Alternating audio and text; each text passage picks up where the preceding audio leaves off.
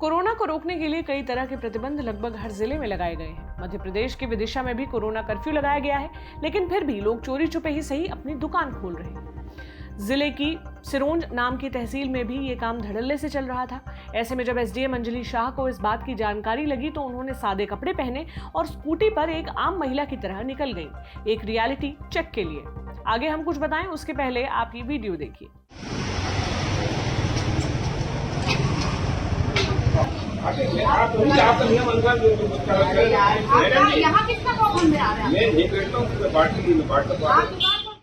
आज तक के विवेक ठाकुर की रिपोर्ट के मुताबिक एसडीएम जब सिरोंज की मार्केट की गलियों में पहुंची तब दुकान की शटर पर ताला लगाकर बैठे व्यापारियों ने उनसे पूछा कि आपको कुछ चाहिए मैडम। ऐसा इसलिए पूछा क्योंकि उन्हें पता नहीं था कि वो मैडम एसडीएम हैं और दौरे पर हैं।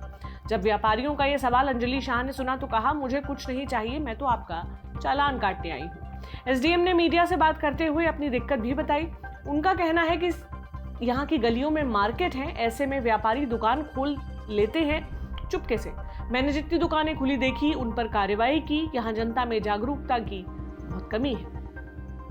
ये थी आज की कोविड कथा। अब बढ़ते हैं बड़ी खबर की ओर।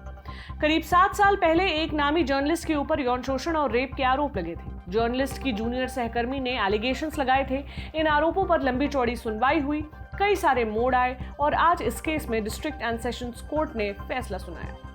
कोर्ट ने आरोपी पत्रकार को बरी कर दिया है। इस पत्रकार का नाम है तरुण तेजपाल। क्या है पूरा मामला, कब कब क्या हुआ, सब कुछ जानेंगे आज की बड़ी खबर में। नमस्ते, मैं हूं प्रतीक्षा और आप देख रहे हैं दी ऑर्डिनरी शो। खोजी पत्रकारिता के लिए साल 2000 के दशक में एक मैगजीन बहुत फेमस हुई, नाम था तहलका। स्टिंग ऑपरेशंस के लिए जानी गई। इसी के फाउंडर थे तरुण तेजपाल। अपने साथी अनिरुद्ध बहल के साथ उन्होंने इसकी शुरुआत की थी। साल 2011 में इस मैगजीन ने एक इवेंट की शुरुआत की, थिंक फेस्ट नाम से। नवंबर 2013 में थिंक 13 फेस्ट को गोवा में ऑर्गेनाइज किया गया। इस इवेंट के दौरान तरुण तेजपाल पर लगा यौन शोषण का आरोप। उनके जूनियर सहकर्मी ने अपनी शिकायत में बताया कि तेजपाल ने गोवा के ग्रैंड हयात होटल की लिफ्ट में 7 और 8 नवंबर को उनका यौन शोषण किया था। कब कब क्या हुआ ये जानने से पहले आपको बताते हैं कि आज कोर्ट में क्या हुआ। गोवा की मपूसा स्थित जिला अदालत की एडिशनल सेशंस जज शमा जोशी ने फैसला सुनाया, तेजपाल को बरी कर दिया। जज ने पिछले महीने ही इस मामले पर फैसला रिजर्व कर लिया था। तेजपाल के ऊपर आईपीसी की धाराओं 341, 342, 354, 354A, 354B और 376 के तहत सुनवाई हुई थी। ये सभी धाराएं यौन शोषण और बलात्कार से जुड़ी हुई हैं। इस मामले में तरुण तेजपाल की पैरवी वकील राजीव गोम्स और आमिल खान ने की। कोर्ट के फैसले के बाद तरुण की बेटी कारा ने मीडिया के सामने अपने पिता की तरफ से जारी बयान पढ़ा, जिसमें तरुण ने कहा था, पिछले हफ्ते मेरे ट्रायल वकील राजीव गोम्स की कोविड से मौत हो गई। वो बहुत मेहनत से मेरे लिए लड़े। नवंबर 2013 में मेरी एक सहकर्मी ने मेरे ऊपर सेक्सुअल असॉल्ट के गलत आरोप लगाए थे। आज एडिशनल सेशंस जज ने मुझे बरी कर दिया। सच के साथ खड़े रहने के लिए मैं उन्हें धन्यवाद कहता हूँ। पिछले 7.5 साल में मेरे और मेरे परिवार के लिए बहुत पीड़ादायक रहे। जिंदगी के हर पड़ाव पर हमें इस गलत आरोप के असर का सामना करना पड़ा।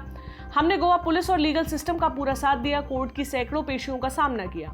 कोर्ट के फेयर ट्रायल के लिए मैं धन्यवाद कहता हूँ। सीसीटीवी फुटेज और बाकी रिकॉर्डेड मटेरियल के गहन एग्जामिनेशन के लिए भी मैं थैंक यू कहता हूँ। इस केस में गोवा पुलिस को कोर्ट में पब्लिक प्रोसिक्यूटर फ्रांसिस्को तावोरा और सिंडियाना डी सिल्वा ने रिप्रेजेंट किया। हिंदुस्तान टाइम्स की रिपोर्ट के मुताबिक फ्रांसिस्को ने इस फैसले को बड़ी नाकामयाबी बताया है। मीडिया से बातचीत में उन्होंने कहा, हम पहले जानेंगे कि जिस वजह से जज ने यह फैसला सुनाया। जैसे ही हम इस जजमेंट की कॉपी मिलेगी हम हाई कोर्ट में ये केस लेकर जाएंगे।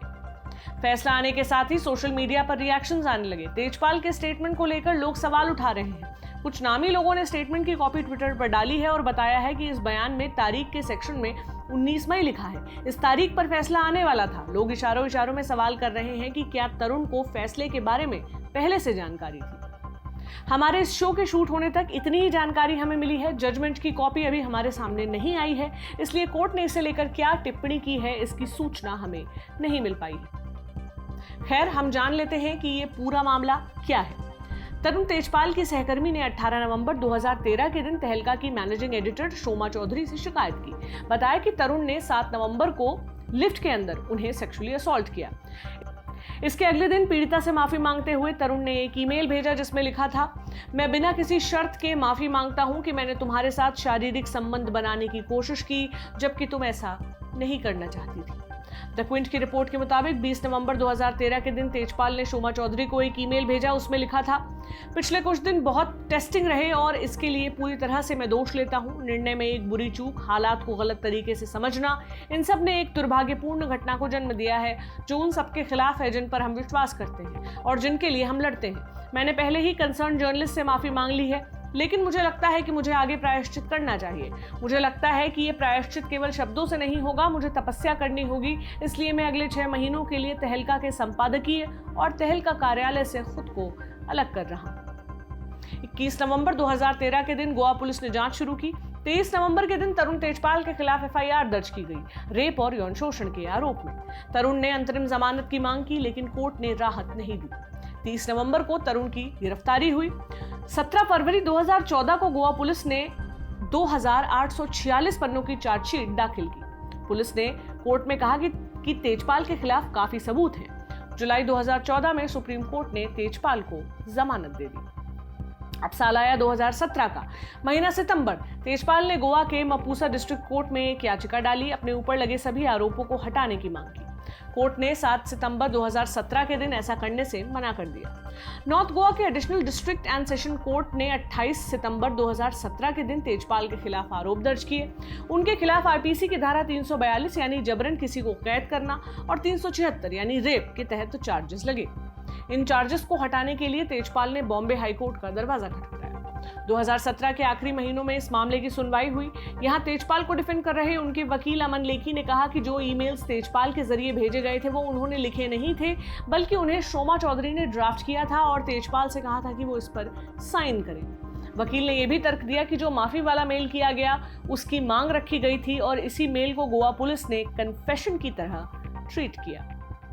इस सुनवाई के दौरान तेजपाल के वकील ने होटल का सीसीटीवी फुटेज भी पेश किया जिसमें विक्टिम लिफ्ट में जाते और बाहर आते नजर आ रही थी। इसे दिखाते हुए तेजपाल की तरफ से कहा गया कि विक्टिम के चेहरे पर परेशानी जरा भी नहीं दिख रही थी। इस पर जज ने विक्टिम के वकील से भी सवाल किया था, पूछा था कि फुटेज में दिख रहा है कि लिफ्ट से बाहर आने के बाद विक्टिम तेजपाल के पीछे गई जबकि उन्हें दूसरी दिशा की तरफ जाना चाहिए था।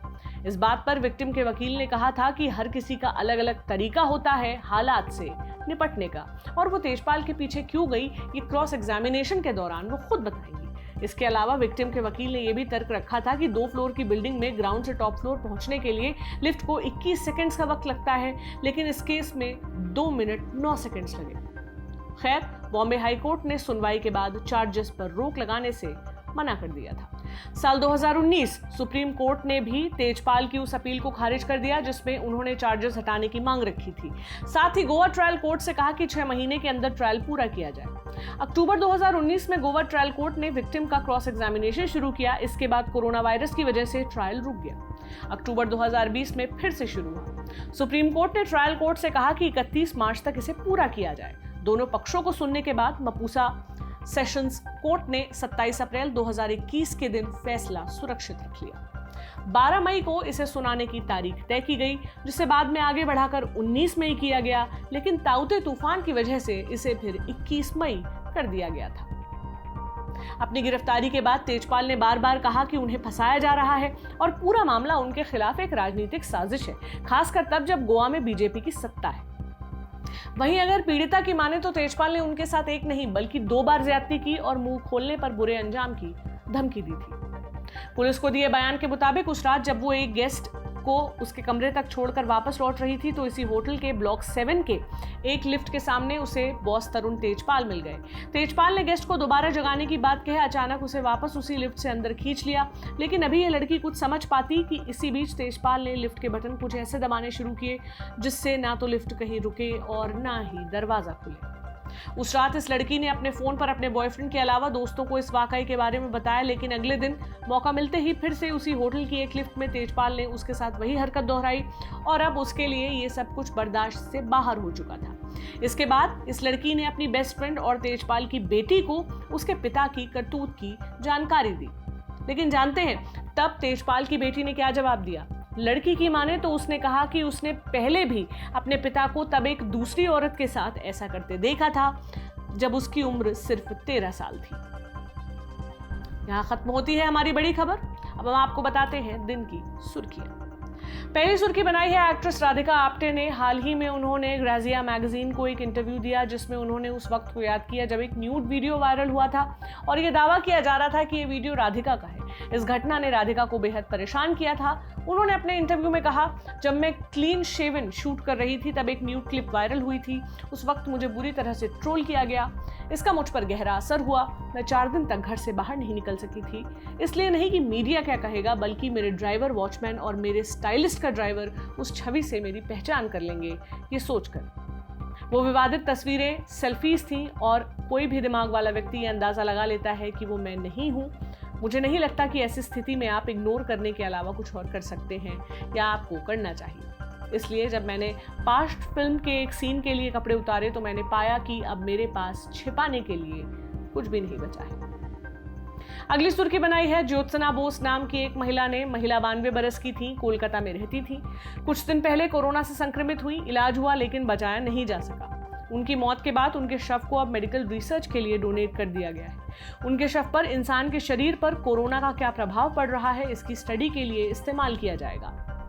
गंदारपण नाम के एक एनजीओ ने इस बात की जानकारी दी। ज्योत्सना भारत की पहली महिला और ओवरऑल दूसरी ऐसी व्यक्ति बन गई हैं जिन्होंने कोरोना की रिसर्च के लिए अपना शव डोनेट किया। इसके पहले गंदारपण के फाउंडर ब्रोजो रॉय का शव कोरोना की रिसर्च के लिए डोनेट किया जा चुका है।